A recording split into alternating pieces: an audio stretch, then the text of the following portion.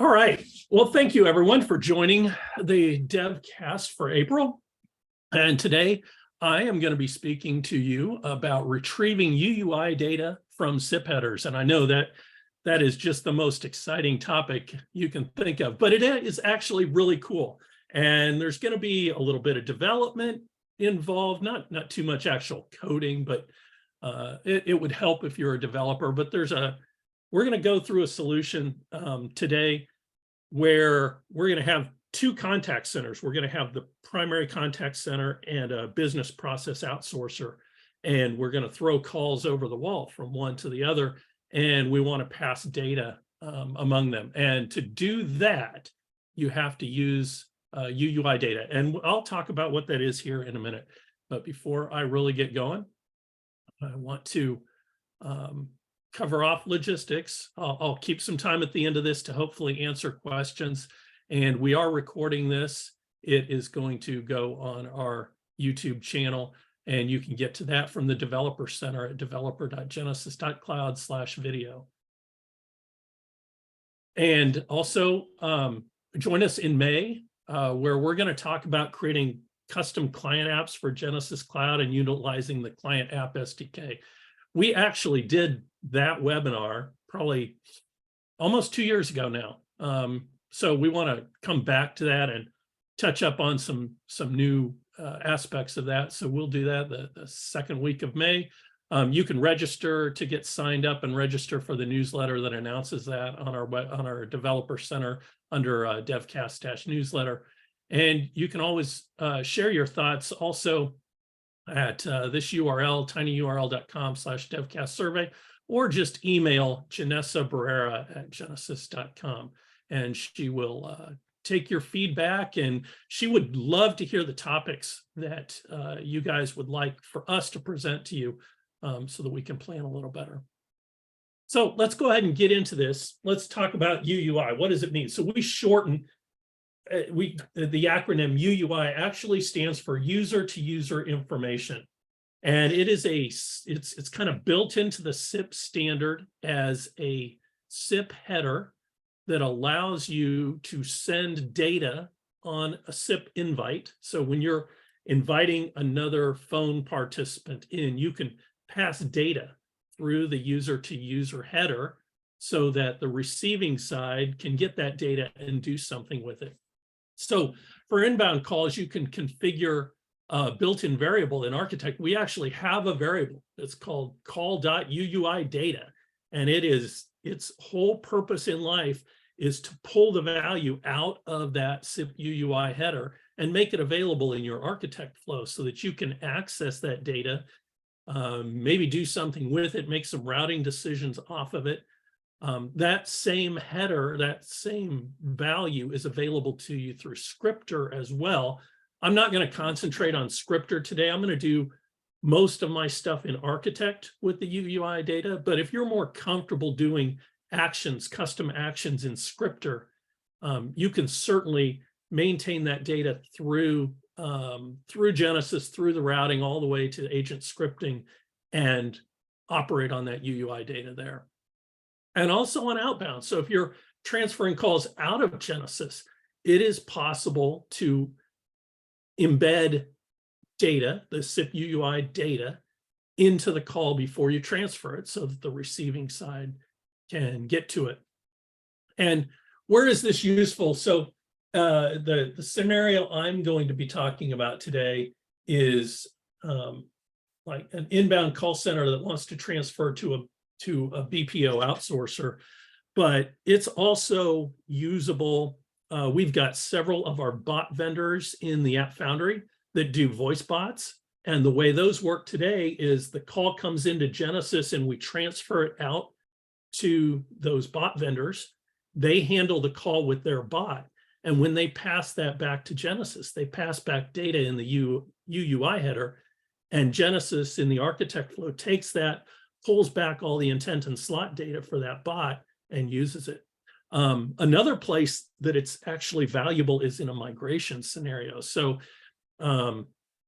if you're using one of our legacy premise contact center, Genesys Engage on-premise, or Genesys Pure Connect, and you want to transfer to, you want to migrate to Genesys Cloud, but you want to do so slowly, right? You want one department at a time to kind of come over to Genesys Cloud.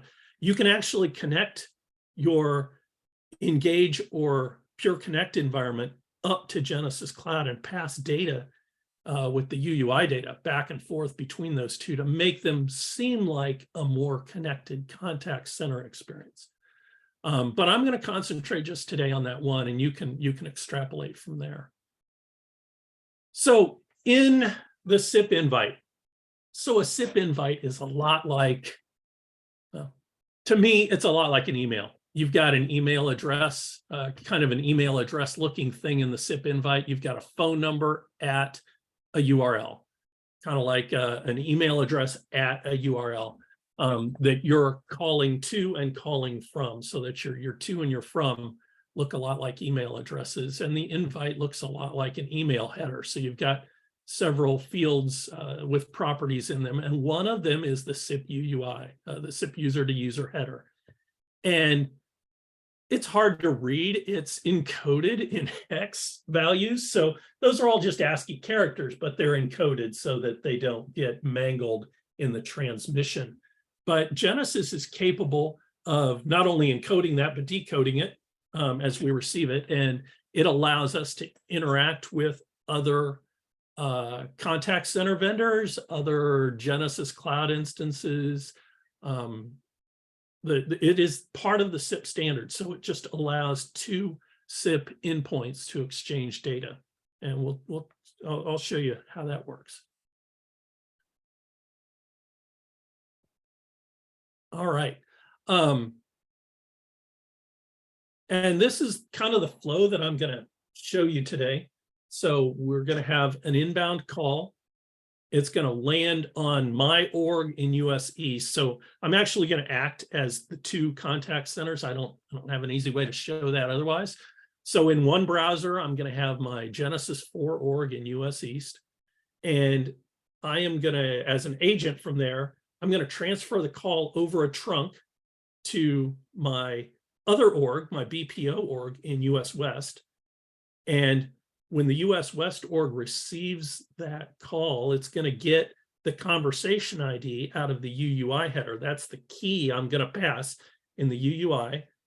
So the BPO org is going to call back to the Genesys 4 org and say, hey, give me all the data you have about that call. I want to know who the caller was, what their phone number was, and other potential information about that call.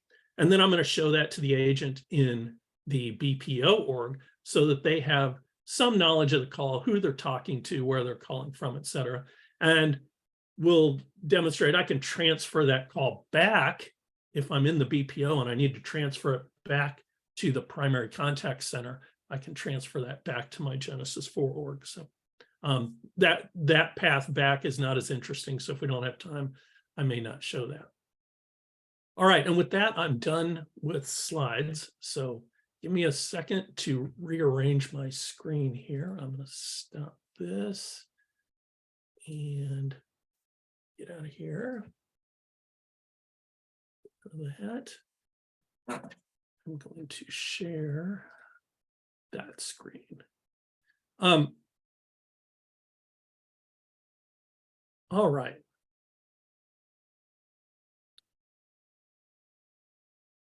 So you should see on my screen, if you guys want to use like the chat or the reactions, let me know you can see my screen. Okay, good. Thank you. All right. I have two browsers. On the left-hand side, on the left-hand side where you see my picture, and I've tried to make this as big as I can without it being too big. This is my primary contact center. This is my US East org. And over here on the right is going to be my US West org. So these are my two different contact centers. They're both running in Chrome. I'm going to show you first the happy path. I'm going to show you the experience, and then we're going to dig into how did I make this work. So let me place a call in. Thanks for calling the Dev Foundry. You are at the main menu. Press or say 1 to transfer to an agent. Press or say 2 for the Devcast BPO test. 2. Please wait while I find an available agent. All right, so I'm on queue here. My phone's ringing. I'm going to go ahead and answer that. And on mute for the feedback. Okay. All right, so the call has landed. This is just a normal inbound call. There's nothing fancy about this. I am popping an agent script here in Scripter. So if you go into admin and go to scripting, I've created an agent script. I've just created a couple of variables on that script. I can add Jim and test and hello. I can add to those variables, whatever. These are variables that I want to pass to the BPO. And then I've got a button. I've got a button down here. I don't want to use the transfer functionality. I could just blindly transfer that to a phone number. I could do that. But because I want to pass UUI data, I'm going to use the scripting to do that for me. So this button actually executes a custom action inside the script that's going to grab those 3 variables as well as the conversation ID, put them all together, put them into the UUI data, and then do a blind transfer to the phone number that I have that my BPO is listening on. Okay, so as an agent, I don't have to do all those manually. I just press a button and away it goes. So I will do that right now. And hello. Thanks for calling the Devcast. All right. BPO test. Now it's landed over here. Successfully retrieved conversation data. Please wait while I find an available agent. All right.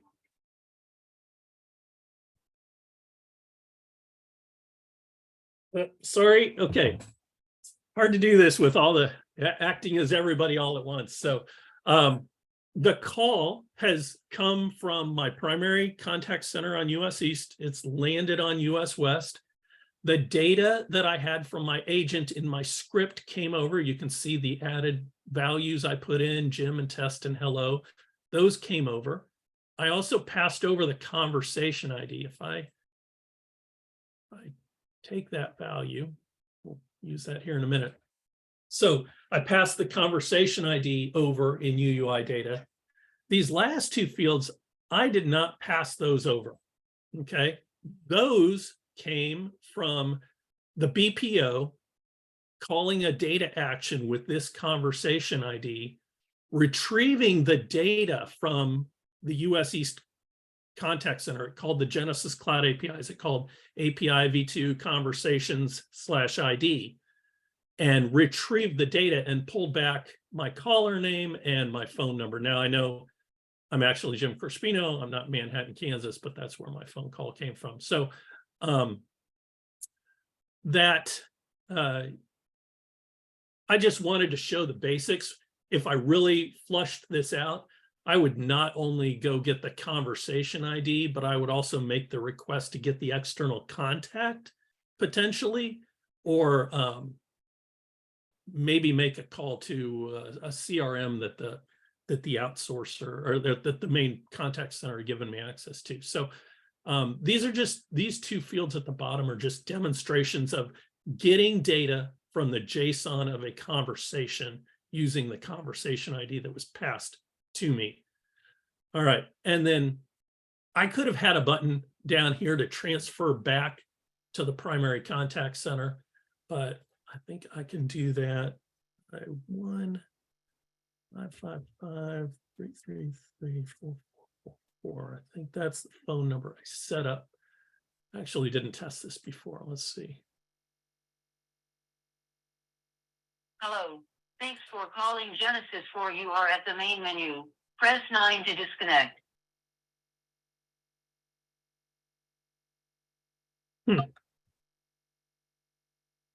And that should. You are at the main menu. Yeah, it's not going to work.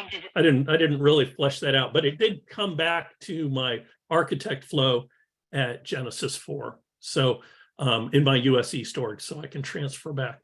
So let's go ahead and walk through this. I will show you what I built to make this scenario work. So in my primary contact center, all calls are landing at the numbers owned by the primary business, right? They have their numbers that they've had for decades, and those are what customers are used to calling. So they're going to call into the main contact center. And I have a normal architect flow that routes to a queue. But what I did special on there was I created that script. So let's go take a look at that script.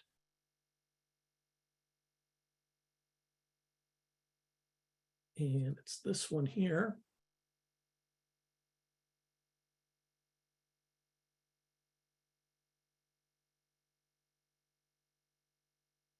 I don't know what that was. Okay, I thought I clicked on that. So here I just had a simple script. I created a couple of variables. Those are here. So I created a string variable 1, 2, and 3, and any other variables that I maybe wanted the agent at the primary contact center to fill out. I could have collected that. I also have the UUI data variable. Let me show you how to get to that. So to make UUI data work in your script, you have to come over here to script properties, and you have to say that maybe you want to call data actions, but definitely you want to turn on the UUI data, which allows the script to put values into the UUI header before the transfers. Okay, so that's a key thing to turn on. You definitely want that. Once you do that, then you've just got your variables that you created, and then this button is a custom action. And if I look at that, I created this custom action called transfer to BPO with UUI. So if I go look at that, what that does is it creates a variable, or it creates a string that's going to fill out the UUI. It's going to call the UUI update action with this sequence of variables. So I took conversation ID, which Scripter makes available to you as interaction ID. And then I took my variable 1, my variable 2, and my variable 3, and I put all those into that string separated by semicolons. So that's going to be important on the receiving side and architect at the BPO side. They're going to have to know how this string is encoded. I'm just sending it as semicolon delimited key value pairs with equals between them. So the BPO is going to need to know that so they know how to parse that whole string that I'm sending to them. And then I did a second action, which was just a blind transfer to the phone number that the BPO has told me to send the calls to. So that BPO, when it receives calls on that number, it is going to expect that there is data coming with those calls, and that it's in this format. Okay, so a really easy script. Except for the custom action, there's really not much to it. You can collect as much or as little data as you want. You could have simply just sent the conversation ID across and not taken anything from the agent, and the BPO could have dealt with that. So let's go look on the BPO side of this, and we'll go into Architect. And we'll look at what we do with that.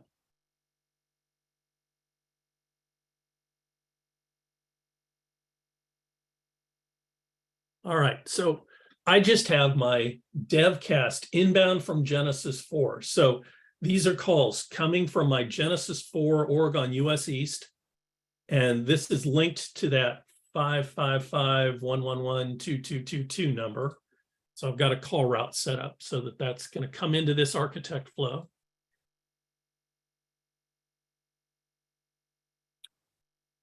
This architect flow is not terribly difficult. The first thing we do is we take the call.uui data. So that's that built-in architect variable that architect uses to take whatever is in the UUI, the user-to-user header, puts that value into this UUI data. And I have just put it into, I put it into a call attribute. And the reason I did that the very first step here is I want to use that for troubleshooting primarily. This has no effect on the rest of the flow. I put this as call attribute data so that when I go into my performance dashboards and I go to interactions and I go look at the interactions I've received, I can see what that UUI data is that came across. I can troubleshoot that. So actually, let me go show you that. I go to performance workspace.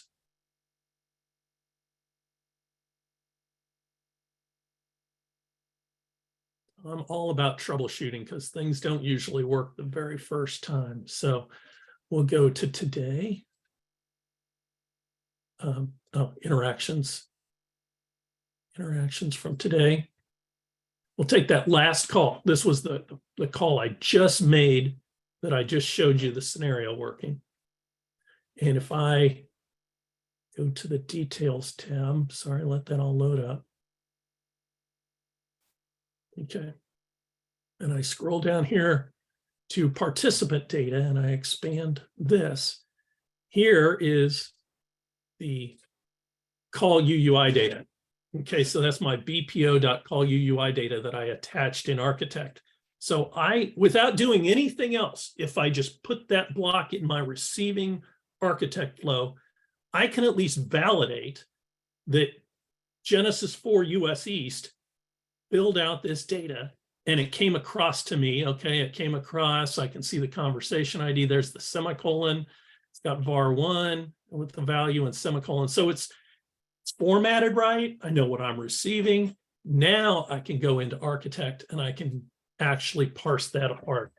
So now I can come over here and here I'm going to split that UUI data based on the semicolon. I want my 4 component parts that I can operate on them.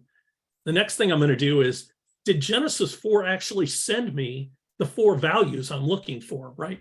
If my list of data items from the UUI that I just split out, if it's not a list of 4, then I know Genesys 4 did not format that properly, and I want to take some action to handle that call in a different way, right? Maybe I got a random call from another location and it didn't have the user-to-user value, so I might want to default route that some other way.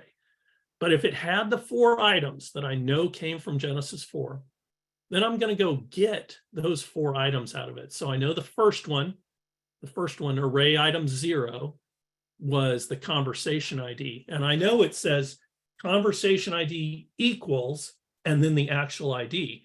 So what I did here was I did another split, but I did a split this time on the equals.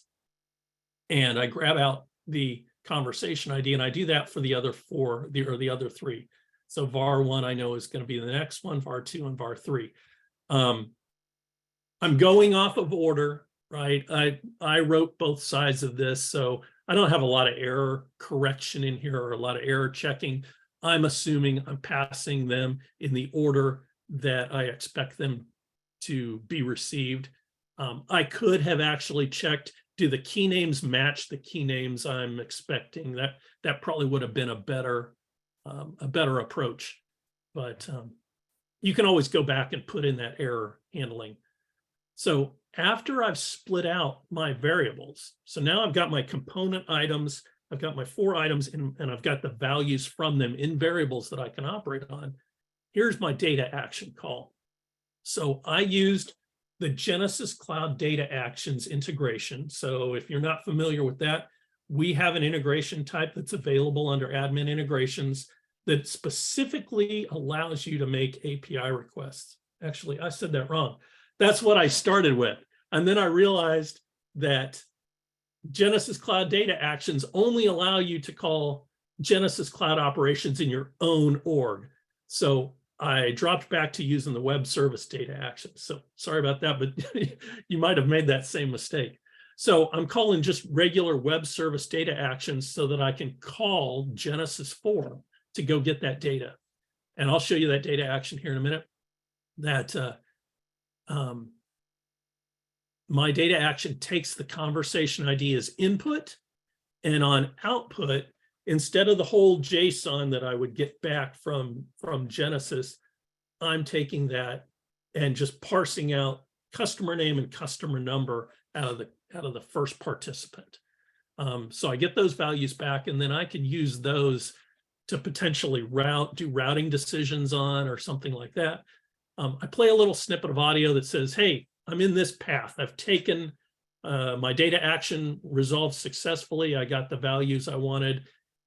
Here, I pass those values into my script on the BPO agent script. So I created a second agent script. Well, I created an agent script on the BPO side that takes those variables, variable 1, 2, 3, conversation ID, and the ones I pulled back from the API, populates all those so that when it pops on the agent screen, they see all that data.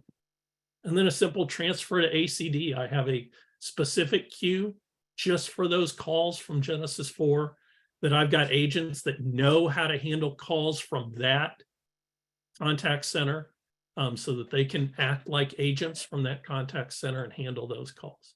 So that's what the architect flow looks like. And I will also show you the script. There's not a lot to show in the script.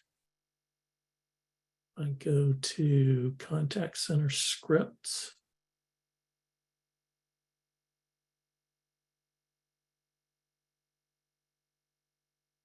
All right, so this is on the BPO side. So bring that up. So on the BPO side, they're going to show the variable 1, 2, and 3 from the US East org.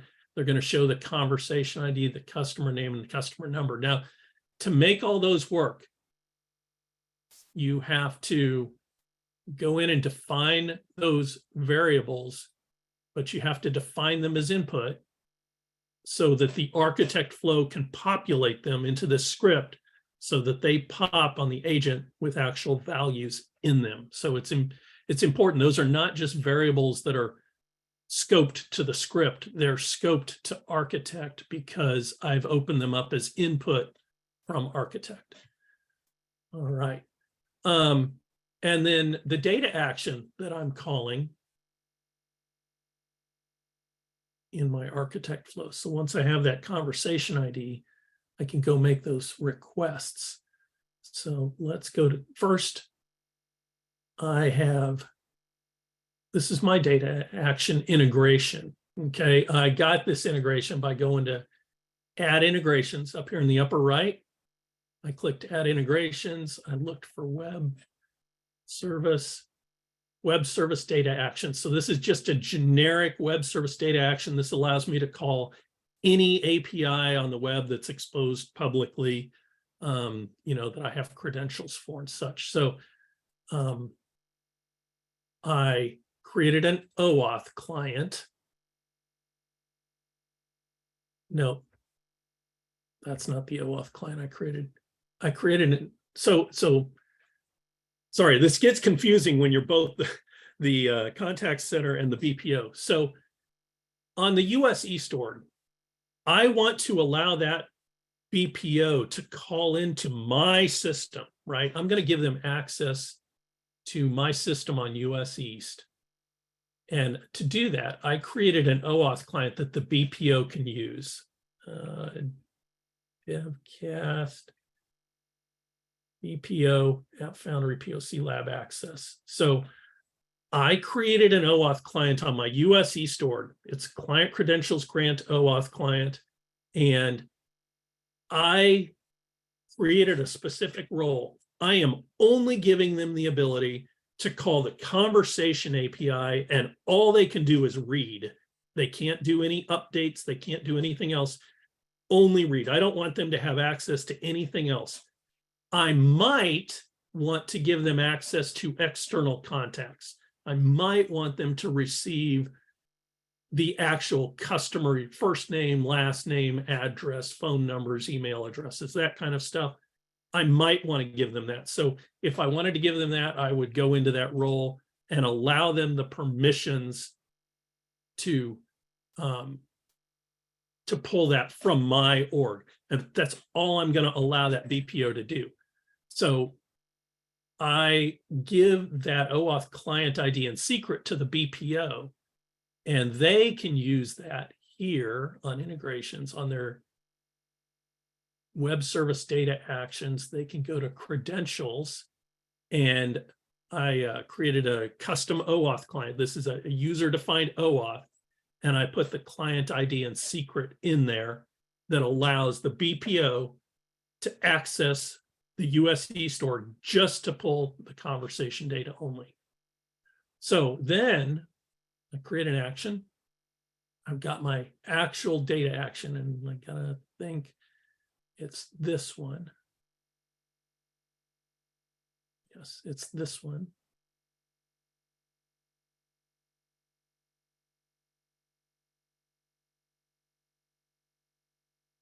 Apologize for the load times, folks. I'm not sure what's going on here. All right, so on the setup of this, for my data action, I have a pretty simple contract. So this is what you see in Architect.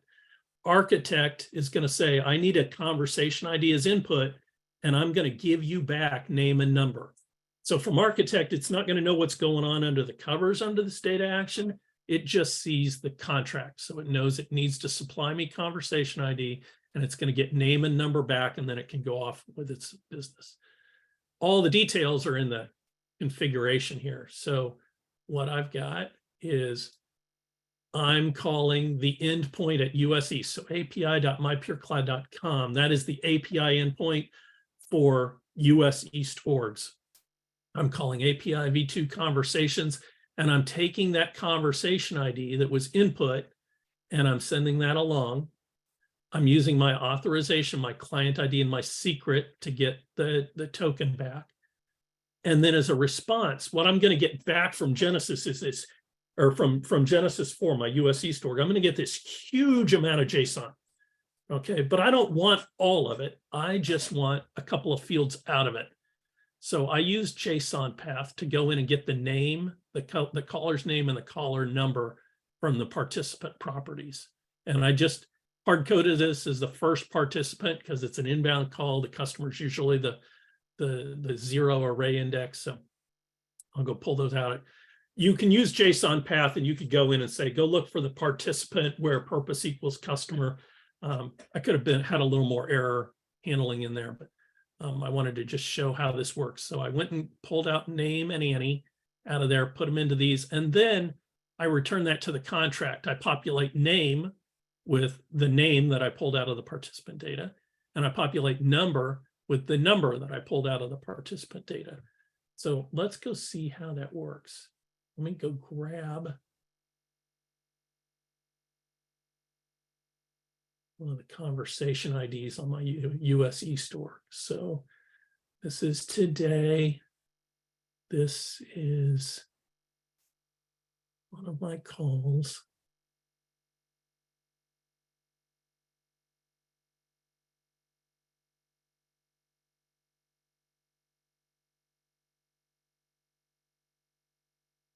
I'm going to go to the details tab once this loads. Goodness. Details. The interaction ID, the conversation ID is right here. I'm going to copy that to the clipboard. I'm going to come over here to my data action, and on the test, I have a test tab here on my data action, so I can paste in that conversation ID. I'm not going to flatten the output, and I'm going to run my data action. So this is running my data action from my BPO on US West, calling back to US East and getting the data. So let's go see. So it did pull back my Manhattan, Kansas, and my phone number, and I can go step through here. So here's my raw values. I got conversation ID, got I performed authentication. The authentication worked. I resolved the URL, so I'm going to do a GET request at this URL with this conversation ID. I have just my authorization header, the body template. Here's the actual execution. So this is the JSON that I got back. It's a lot. So let me scroll through that quickly. All right, and then I did my JSON path stuff, did my JSON path resolve. So yes, it did. It pulled out Manhattan, Kansas from that first participant as the name, and it pulled out my telephone number as the telephone number. And then the raw result actually contains the entire JSON string for the conversation. So it's all there should you need it. And then I applied my transformation to my contract, name and number, and put it out there. And so that was successful. So I know my data action works from this standpoint. And so when I use it within Architect here, I can be reasonably certain that if I give it a conversation ID that was passed to me from Genesys 4, from my US East org, that I should get the data fields that I want. And so that's kind of that's the high level stuff to make this work. Now, there is some low level stuff, and we've got getting close to the time that I want to end here so that I can cover off some questions, which I'm sure you all have. This is not just going over the PSTN, okay? We're not just throwing calls over the wall. These are SIP calls being transferred directly from one contact center to another. And to do that, I have a SIP trunk. So you're not familiar with telephony and SIP trunking. A SIP trunk is just the direct connection of your phone system to another contact center phone system. That can be Genesys, that can be one of our competitors, that could be an Engage on-premise or a Connect premise, Genesys Cloud instance. It can be any SIP provider, well, pretty much any SIP provider, using our bring your own carrier SIP trunking. So let's go look. We'll go look. I'm on the US East side of it right now. Okay, so I'm on my Genesys for US East org. Under telephony, I created a trunk.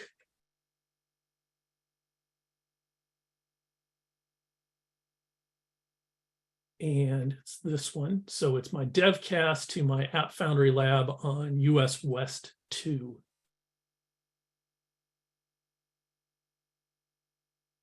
And setting up trunks is not terribly difficult. You need to have a little bit of knowledge from the other side. For calls coming into you from the trunk, so if the BPO was transferring calls back, they would send them back. I get to give part of the name, but they basically send an invite to here. So I get to pick this part of the name of the fully qualified domain name, and then the rest of it is region specific that Genesys tacks on. So the BPO can transfer calls back doing a SIP invite to Devcast Genesys 4. They've got to use a number. I'll show you how we do that. So, and then outbound for Genesys 4, so the US East org to send calls to the West org, I had to get that FQDN from that vendor. So the BPO gave me this to put in here because that's where they want calls to land. So SIP invites to the BPO need to look like this, where they go to the US West org. And I need to put that same name in as the server name so it can resolve that to an IP address. I got my caller ID, my caller name. Access control, these are for inbound calls. So calls coming back from the BPO into Genesys, I need to put in the IP addresses or ranges that those can come from. So most contact centers will be able to tell you what their IP address range is for calls coming from them, and you just whitelist them here. So if somebody were trying to send a SIP invite into our trunk outside of one of those IP address ranges, Genesys just wouldn't do anything with it. We don't even respond with an ACK. It's just a timeout. So this is a whitelist of addresses. And then really the important part for UUI is down here in the protocol section. You need to turn on UUI pass-through. You need to tell it what header field to use. So we actually do have a couple of different ones to choose from. Like the X user to user is only used by audio codes. So if you were doing something with audio codes, you might need to use that one. But generally, the user to user is the right one to use. Encoding it in hex is really popular, and the protocol discriminator. So if you want to understand more about each of those and what they're doing, if you go to the Resource Center and just put in, so Resource Centers, help.mypurecloud.com. Let me make that a little bit bigger so that y'all can see that. Put in UUI, hit return.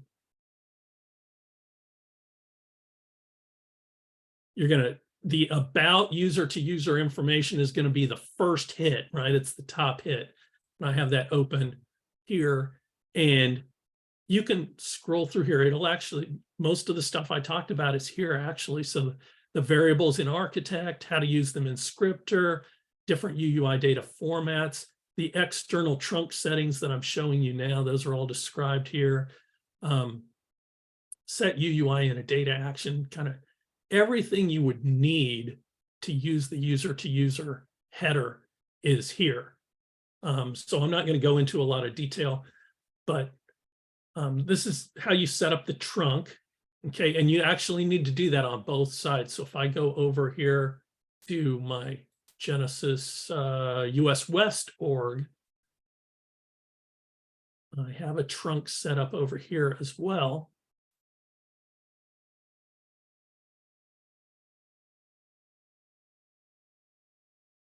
And this is to Genesys 4 on US East, right? So the US East is talking to US West is talking to US East.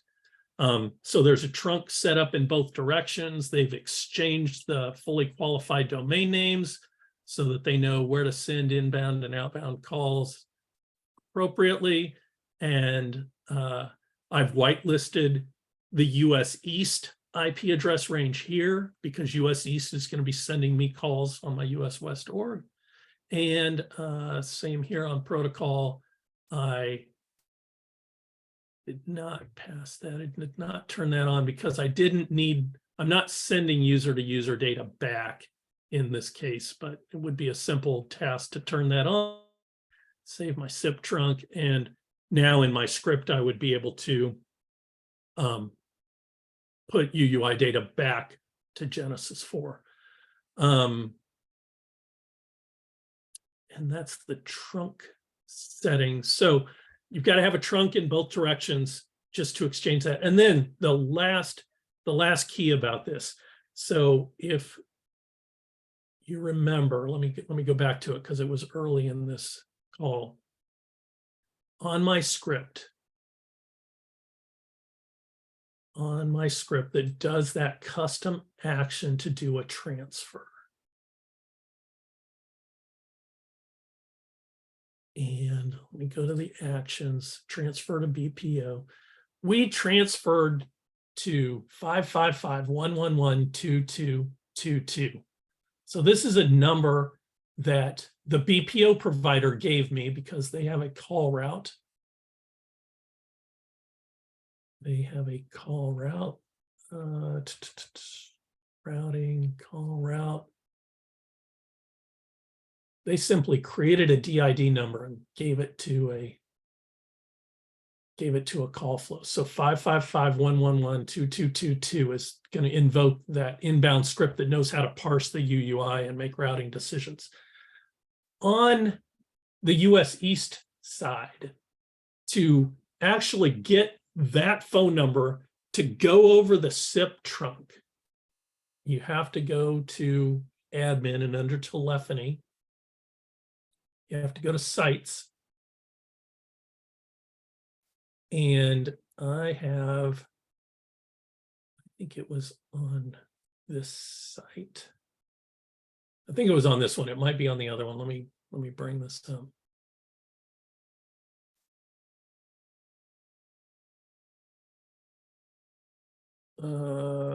No, it was on the other trunk. It was on the other site. Give me a second. I think it was this one, Genesys Indy. All right, yeah. So sites and trunks are loosely related. So a site basically defines like a logical contact center operation. So like in Indianapolis, I might have a call center. So I have a Genesys Indy contact center there. And it has trunks set up to it. Okay. So on this site, it has two trunks. It has my main PSTN trunk. So my normal calls can happen, but it also has this trunk to the BPO on US West. And the number plan, the BPO classification that I have here. So PSTN calls, any like emergency number, international number, normal number, all of those go over my PSTN trunk. But any number that's classified as a BPO number is going to go out my BPO trunk over to my US West org to that contact center. And the numbers are defined on number plans. So I created a BPO plan and I just did a literal number range. I said, if you see this number, then that is classified as a BPO number. And so that way, if I dial +1 555 111 2222 on my US East org, that number is going to go directly over that SIP trunk over to the BPO so that call will ring on the BPO and they can answer it. I can have a number range. I do think they have to be full E164 numbers. You can't just have an extension set up. So you can't just dial an extension. It does have to be a full E164 number, but it can be a made up number. It doesn't have to be a number that they purchased. It just needs to be a number because this is a trunk just between the two of you. It's not going out anywhere. No one else knows about it. It's just some made up number that the two of you have agreed on that you will exchange calls on. So that's the last piece of the puzzle. So you've got a trunk set up between the two. You've got phone numbers on each side that know how to send calls back and forth over that trunk. And then from that point, you can start using the UUI stuff so that you can pass data from one system to another back and forth. And like I said, it can be Genesys Cloud to Genesys Cloud, as I demonstrated today. It can be Genesys Cloud in one of our premise contact center platforms, or Genesys Cloud and the third-party BPO can use any call center vendor they want, really. As long as it supports SIP and supports the UUI header, you can pretty much exchange data back and forth with any system. So I'm going to stop there. We're getting close to the top of the hour, and I want to cover off the questions. So I'm just going to start with the top questions here, and we'll kind of go through them. So can't see the name there. I'm not sure why. Dan Borden, I think. Will you be able to share the code behind your submit button? Yes, let me put that on. I'll take a screenshot of that and put that on the YouTube comments once we post the video. Martin Bunting, will you make available a copy of the script you're showing? I'll tell you what, I'm going to put this in the chat to all of you. Jim Crispin, Genesys.com. All right. So in the webinar chat, you guys have my email address. If you email me and ask me for those things, it's probably easier for me just to get them to you that way. But I will put what I can on the comments on the YouTube video so that you can get them that way. Also, if you have questions, if you actually try and set this up, please let me know, and I can help you with that. Yeah, and I can export all of that and get that to you. All right, and let me, I'll keep the sharing going because I might show something here. Let's see, is there anything proprietary to Genesys in your example? The first top Genesys 4 could be any non-Genesys system as long as UUI data is populated correctly in the SIP header. Yes, Pete Schroeder. Yes, yes. No, there is nothing proprietary in what we're doing. I will say Genesys Cloud sticks to just the SIP user-to-user header. We can't accept custom headers and custom values in those headers today. I do believe there's a roadmap feature where we may be able to accept data in other header fields, but today we can only accept them in the user-to-user. So as long as the other vendor who you're connecting to your Genesys Cloud Org can support the user-to-user header, everything will work. There are some vendors that they like to use just custom X headers that they make up. Genesys Cloud can't support that today, but sometime in the near future, I think we will be able to do that. So let me mark some of these so that I know that we're done. All right. Vinishwara, and hi, thanks. I'm looking for a way to extract other SIP headers similar to UUI DNS. Is this feature available in Genesys Cloud? So, like I just said, the only header that Genesys can work with is the user-to-user header. We usually, that header can accept a certain amount of data. However, if it passes through proxies on the way, they may have some limitations on the size of the value. We usually recommend keep that value as small as possible so that it passes all the way through. Like maybe just send the conversation ID and nothing else. And then use the conversation ID to call back through a data action, because then you can get a large amount of data and you can get the DNS, you could get the ANI, you could get the caller's information. You could get anything available on the conversation API or any other API that vendor opens up to you. So don't try and pass everything, and don't try to use any other header but the user-to-user header.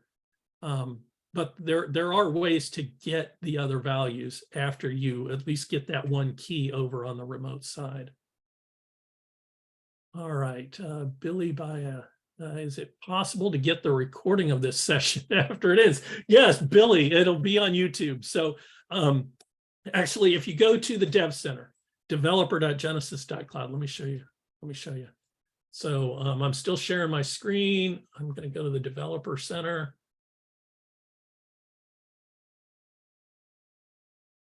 And I'm going to go to videos. Right on the main screen, we have a link to the videos page, and under Devcasts, you will be able to see the Devcast. We upload them. It takes us a couple of days to get them up there to our YouTube channel.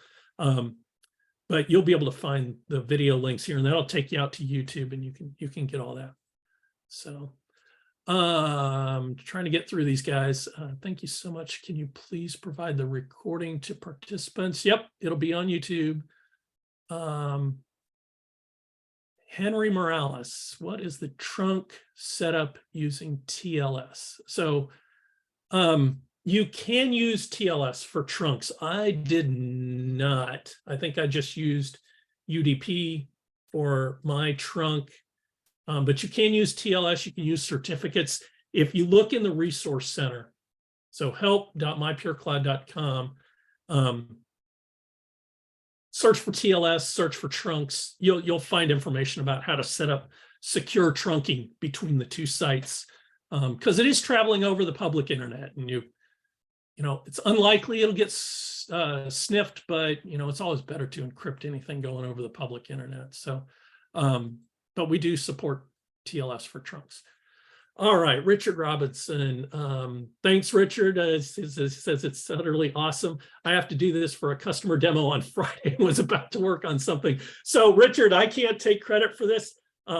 Somebody posted on the community forum. So at community.genesys.com, that's our public forum for our customers to kind of post questions. Like one customer might post, how do I set up a SIP trunk? And other customers chime in, Genesys resources chime in, and I've registered to get a download of all the questions that are posted every day. So in my inbox every morning, I come in and check and see, all right, what can I answer on the community forum for folks? And somebody was setting this exact scenario up and had some questions 2 weeks ago, which made me think, oh, that'd be a great Devcast topic. So, post out there on the community forum. You'd be surprised at the community of Genesys customers that are out there that have done something similar to what you're setting up and would be more than happy to give you some ideas. All right, we got a thanks. All right, limitation on number of characters. So Matt Raleigh, number of characters, that is in the user-to-user information overview. I think there are some limitations, and I know we're running out of time. There are some warnings on here. If you send multiple user-to-user headers, we're going to throw everything out. You can only have one header in there with a key name of user-to-user, so that's a warning. Here's the limitation on characters. Some systems will throw away more than 128 characters. So that's why we say keep your values short so that they'll pass through. And but once you if you can just pass through a key, that's usually enough, or maybe 2 keys. Then you can do stuff on the receiving side to go get that extra data. But yes, there are limitations, not necessarily with Genesys, but with systems that it might pass through. You might have an SBC that has a limitation. There might be some SIP server sitting in the middle that is giving you, some trouble. So keep it short, get the data over, use the debugging like I showed you to add it so you can see and make sure all the data you're expecting is getting over. But once you get that data coming over, then it's easy. It's really pretty simple. So we are out of time. I appreciate you all. If you stayed, I appreciate you staying. If you have any questions ongoing, I put my email address in the chat. Please reach out to me, post on the developer forum, post on the community forum. I would be more than happy to answer any questions you have on this. So with that, I will let you all go, and we'll see you next month. Take care. Bye-bye.